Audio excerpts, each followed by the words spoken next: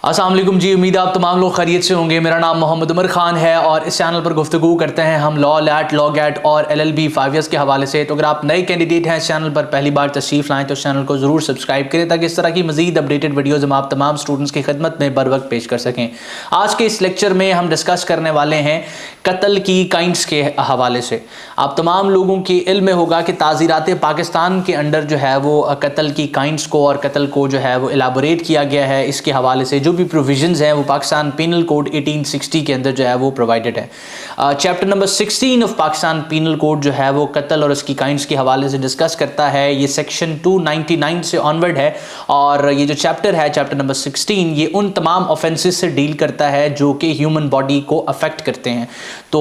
सबसे पहले 299 सेक्शन है जहाँ पर जो है वो मुख्तलिफ किस्म की डेफिनेशंस दी गई हैं, एलाबोरेट किया गया है कुछ टर्मिनोलॉजीज़ को जो कि इस चैप्टर में जो है वो यूज़ होनी है। और सेक्शन 300 से 325 के दरमियान जो है वो कत्ल और उसकी मुख्तलिफ काइंड्स को जो है वो इलस्ट्रेट किया गया है, एलाबोरेट किया गया है। तो सबसे पहले हमारे पास जो है वो जो कत्ल की काइंड है वो कत्ल अम्द है। कत्ल बेसिकली जो है वो 4 कैटेगरीज में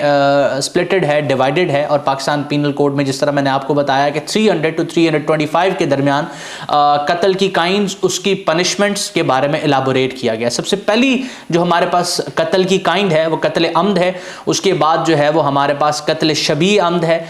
देन हमारे पास जो है वो कत्ल खता है और उसके बाद लास्ट में कत्ल बिसबब है। तो इन तमाम काइंड्स को सबसे पहले हम समझेंगे, डिस्कस करेंगे कि कब जो है वो आपका एक्ट कत्ल अम्द कॉन्स्टिट्यूट करेगा, कब आपका एक्ट जो है वो कत्ल शबी अम्द और कत्ल खता और कत्ल बिसबब कहलाएगा। उसके बाद फिर इनकी पनिशमेंट्स बेसिकली क्या होंगी, कौन से सेक्शन के अंडर जो है वो किसी भी ऑफेंडर को पनिश किया जाएगा, इन तमाम चीज़ों के बारे में हम डिस्कस करेंगे। कत्ल अम्द को सेक्शन 300 के अंदर जो है वो डिफाइन किया गया है, एलाबोरेट किया गया है। सिंपली अगर आप अपनी स्क्रीन पर नजर दौड़ाएं तो इस वक्त आपको कत्ल अम्द की डेफिनेशन नजर आ रही है कि whoever with the intention of causing death or with the intention of causing bodily injury to a person by doing an act which is in the ordinary course of nature is likely to cause death or with the knowledge that his act is so imminently dangerous that it must in all probability cause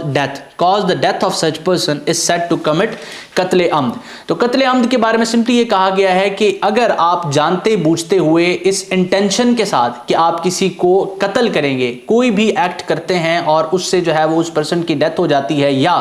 फिर आप कोई ऐसा act करते हैं जो act आपका इतना dangerous है कि उस एक्ट के नतीजे में किसी की जान जा सकती है, तो आपने जो है वो कत्ल अम्द जो है वो कमिट किया है। इसमें हम दोबारा से इसको रिवाइज करते हैं कि आपने किसी भी पर्सन को जान से मारने के लिए एक एक्ट किया और उस एक्ट के नतीजे में वो पर्सन अपनी जो है वो जान से चला गया। आपकी इंटेंशन थी कि आप किसी स्पेसिफिक पर्सन को कत्ल कर दें, मार दें, और आपके उस एक्ट के नतीजे में वो पर्सन मर जाता है, तो ये कत्ल अम्द है। या फिर आप एक ऐसा एक्ट करते हैं, आपकी इंटेंशन नहीं है कि आप किसी को मारें, आपकी इंटेंशन थी कि आप इसको जो है वो हर्ट कॉज करें, इसको जो है वो एक बॉडीली इंजरी कॉज करें, और उस बॉडीली इंजरी कॉज करने के लिए आप एक एक्ट जो है वो करते हैं, एक काम करते हैं, लेकिन आपका जो वो एक्ट है वो इतना डेंजरस है कि ऑर्डिनरी सर्कमस्टांसेस में उससे किसी की मौत वाक़या हो सकती है, तो ये कत्ल अम्द होगा। इस लास्ट पॉइंट की एग्जाम्पल और इलस्ट्रेशन मैं आपको इस तरह से दूंगा कि फॉर एग्जाम्पल एक शख्स ये जानता है कि अगर मैं किसी दूसरे शख्स पर किसी पिस्टल से, किसी गन से फायर करूंगा तो उस गन से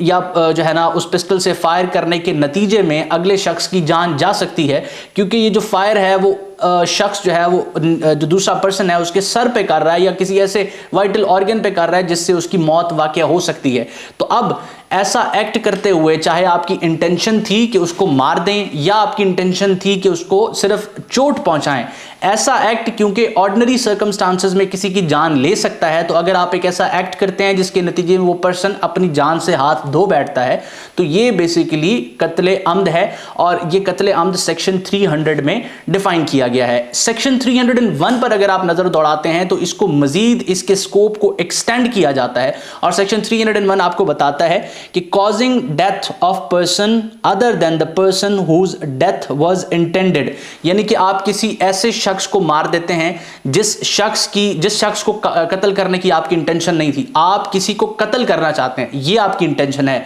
लेकिन जिस शख्स को कत्ल करना चाहते हैं उसको कत्ल करने की बजाय आप किसी और को कत्ल कर देते हैं। सेक्शन 301 बताता है कि ये भी कत्ल अम्द है। फॉर एग्जांपल, एक शख्स जो है वो पर्सन है ए, और ए पर्सन जाता है बी पर्सन को मारने के लिए अपने साथ एक पिस्टल लेके, लेकिन जब वो पिस्टल से फायर करता है ए बी को मारने के लिए, तो वो फायर बी को लगने की बजाय सी को लग जाता है। सी को कत्ल करने की ए की कोई इंटेंशन नहीं थी, ए ना ही सी को किसी किस्म की जो है वो इंजरी कॉज करना चाहता, बल्कि सी जो है वो गलती से मर गया है। लेकिन ए का जो एक्ट था वो इस इंटेंशन से था कि वो एक स्पेसिफिक पर्सन बी को कत्ल करे, और साथ साथ उसका एक्ट इतना इमिनेंटली डेंजरस था कि वो किसी का कत्ल जो है वो या किसी की डेथ कॉज कर सकता है। तो ऐसी सूरत में ए ने कत्ल अम्द ही जो है वो कमिट किया। इसको हम किसी और कैटेगरी ऑफ कत्ल में नहीं लेके जाएंगे, क्योंकि सेक्शन 301 कत्ल अम्द के स्कोप को मजीद वसी करते हुए हमें यह बताता है कि अगर हम किसी एक स्पेसिफिक शख्स को मारना जाएं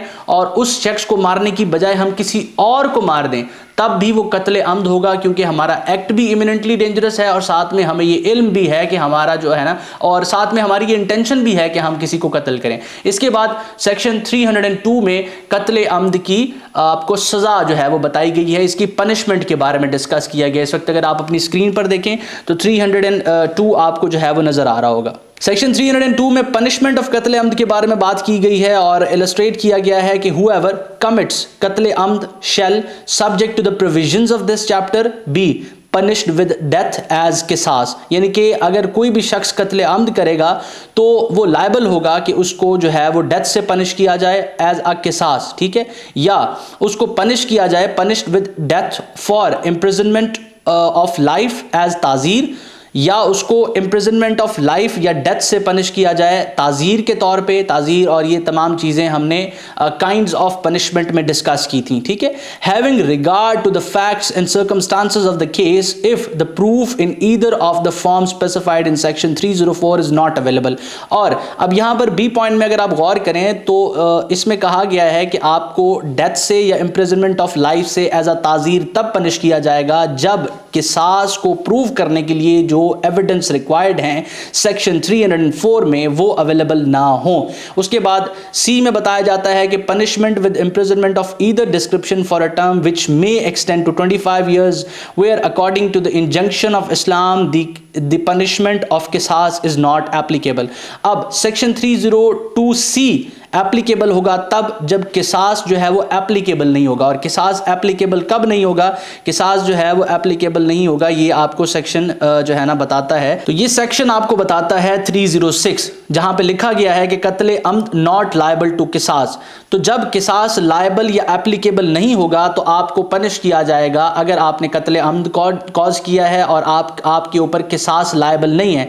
तो फिर सेक्शन 302C आप पर एप्लीकेबल होगा। और उसमें बताया गया है कि punished with imprisonment of either description for a term which may extend to 25 years where according to the injunction of Islam the punishment of qisas is not applicable। उसके बाद अगर आप अपनी स्क्रीन पर नजर दौड़ाएं तो कत्ले अम्द की जो है वो हम सेक्शन 303 को डिस्कस करने वाले हैं। और यहां पर बात की जाती है कि अगर कत्ले अम्द जो है वो इकराए ताम या इकराए नाकिस के अंदर जो है वो कमिट होता है। अब ये इकराए ताम की टर्मिनोलॉजी और इकराए नाकिस की टर्मिनोलॉजी एलाबोरेट की गई है सेक्शन 299 में, जहां पर डेफिनेशंस प्रोवाइड की गई हैं। इकराए ताम में बेसिकली एक पर्सन किसी को थ्रेट करता है कि अगर उस पर्सन ने जिसको थ्रेट किया जा रहा है किसी पर्सन को कत्ल ना किया तो उस पर्सन को जिसको थ्रेट किया जा रहा है उसके किसी ब्लड रिलेशन को या तो मार दिया जाएगा या फिर उसके साथ ज़िना बिल जबर जो है वो कमिट किया जाएगा। तो ऐसी सूरत हाल में जब आपके ऊपर ऐसा थ्रेट हो और उस थ्रेट के नतीजे में आपको किसी को कत्ल करना पड़े तो ऐसा कत्ल जो है वो इकराए ताम के अंदर कमिट होता है। और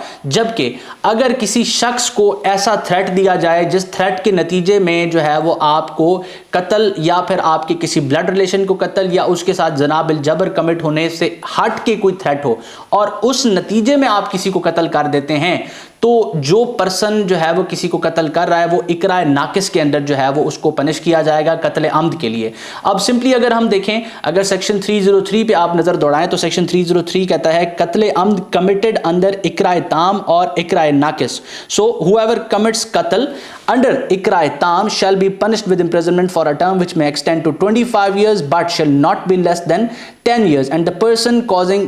ikra tam shall be punished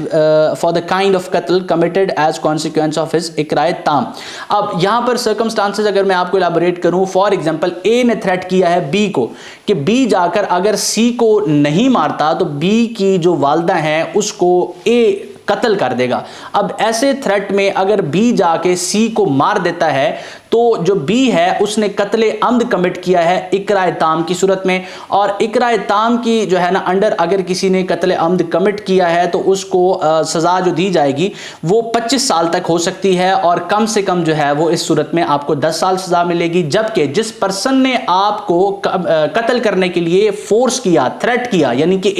ए ने कहा था बी को कि जाके सी को मार दे, तो ए को इस सूरत हाल में जो भी कत्ल कमिट होगा उस कत्ल की पूरी सज़ा दी जाएगी, यानी कि कत्ल अम्द के लिए उसको किसास के लिए लायबल किया जाएगा। किसास एप्लीकेबल नहीं होगा तो बाकी जो आपकी सज़ाएं 302 में हैं वो उसको जो है वो दी जाएंगी जिसने थ्रेट किया था। और इसके साथ साथ अगर हम जो है वो कत्ल अम्द अंडर इकराए नाकिस की बात करें जिसमें आपको इन सारे थ्रेट्स जो इकराए ताम में प्रोवाइडेड हैं इसके अलावा कोई थ्रेट था, तो फिर आप जो पर्सन कमिट कर रहा है कत्ल उसको कत्ल की सज़ा दी जाएगी। अलबत्ता जो आपको कत्ल करने के लिए फोर्स कर रहा है उसकी सज़ा जो है वो कत्ल नहीं होगी, उसकी सज़ा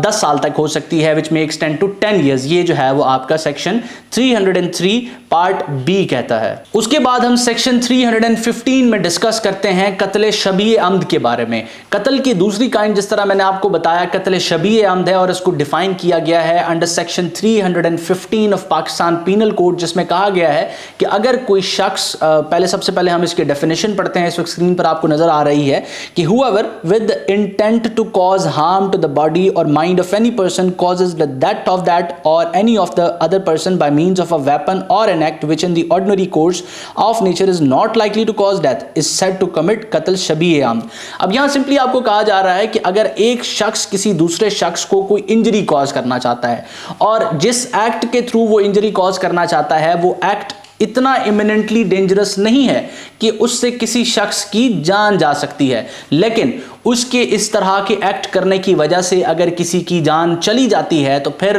वो पर्सन जो कि वो एक्ट कर रहा है वो कत्ल शबीए अम्द के लिए लायबल है। फॉर एग्जांपल आप किसी भी जो है वो आपके दोस्त के साथ लड़ाई होती है, आपकी चले एग्जांपल नहीं लेते, ए और बी आपस में दोस्त हैं, इनके बिजनेस के रिलेशंस हैं और इनमें आपस में किसी किस्म की तू तकरार होती है, तो ए जो है वो बी को चोट पहुंचाना चाहता है। वो जो है वो क्योंकि इनके दरमियान गर्मा गर्मी हुई है तो वो डंडा उठा के बी को मार देता है। अब डंडा अगर नॉर्मल सर्कमस्टांसेस में आप किसी को मार रहे हैं तो उससे अगले पर्सन की फौरन एक ही आपके शॉट के साथ एक ही डंडे एक बार में डंडा मारने से अगले पर्सन की डेथ नहीं हो जाएगी। ये आपका एक्ट इतना इमिनेंटली डेंजरस नहीं है, लेकिन अगर वो डंडा उसको मारता है बी को और उस सूरत में बी मौके पर ही अपनी जान से हाथ धो बैठता है तो ए ने कत्ले शबीए अम्द जो है वो कमिट किया है, क्योंकि इसका act in ordinary circumstances death cause नहीं कर सकता, लेकिन उस वक्त क्योंकि बी की डेथ कॉज हो गई है तो ए जो है वो लायबल है कत्ले शबीए अम्द के लिए। अब इसकी पनिशमेंट सेक्शन 316 में दी गई है।